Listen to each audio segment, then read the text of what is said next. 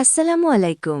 রোজা অবস্থায় নারীরা কি লিপস্টিক বা মেকআপ ব্যবহার করতে পারবে?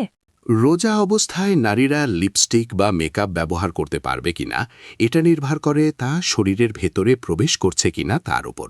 যদি লিপস্টিক ঠোঁটের ওপরেই থাকে এবং কিছু গিলে না ফেলা হয় তাহলে রোজা ভাঙবে না।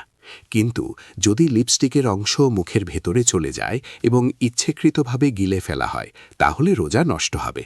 আর মুখে বা শরীরে লাগানো প্রসাধনী সাধারণত রোজা নষ্ট করে না, কারণ এগুলো পেটের ভেতরে যায় না। কাজল বা আইলাইনার ব্যবহার করলেও রোজা ভাঙে না যদি তা গিলে না ফেলা হয়। তবে মনে রাখতে হবে, রোজা শুধু খাবার পানীয় থেকে বিরত থাকার নাম নয়, এটি তাকওয়া ও সংযমের ইবাদত। তাই বাইরে বেরোলে অপ্রয়োজনীয় সাজসজ্জা পরিহার করা উত্তম, বিশেষ করে যদি তা পরপুরুষের দৃষ্টি আকর্ষণের কারণ হয়। পরিশেষে বলা যায়, লিপস্টিক বা মেকআপ ব্যবহার করা যাবে যতক্ষণ না তা গিলে ফেলা হয় বা শরীরের ভেতরে প্রবেশ করে।